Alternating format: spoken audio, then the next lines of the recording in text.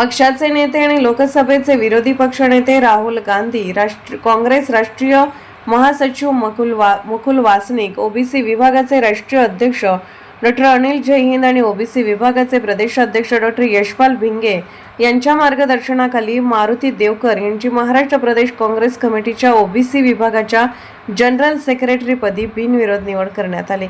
या महत्त्वाच्या पदावर निवड करून पक्षाने दाखवलेला विश्वासार्थ ठरवण्यासाठी कटिबद्ध असल्याची प्रतिक्रिया मारुती देवकर यांनी दिली। यावेळी बोलताना देवकर म्हणाले, राज्यभरात ओबीसी संघटन अधिक मजबूत करण्यासाठी माझ्या क्षमतेपेक्षा जास्त योगदान देईन।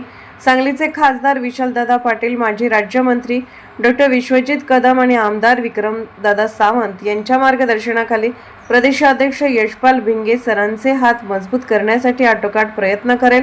मला ही मोलाची जबाबदारी दिल्याबद्दल डॉक्टर अनिल जयहिंद सर आणि डॉक्टर यशपाल भिंगे सरांचे मनापासून आभार। खास करून पंकज वालेकर यांचे आभार। महाराष्ट्र प्रदेश काँग्रेस ओबीसी विभागात सांगलीच्या नेतृत्वाला मोठी मान। संपूर्ण महाराष्ट्रात ओबीसी समाजाचे प्रश्न सोडवण्यासाठी व संघटन मजबूत करण्यासाठी विशेष दौरा व उपक्रम राबवणार।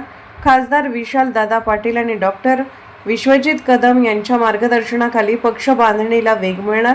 मारुती देवकर यांच्या निवडीबद्दल सांगली जिल्ह्यात आणि काँग्रेसच्या वरिष्ठ वर्तुळातून शुभेच्छांचा वर्षाव होत आहे।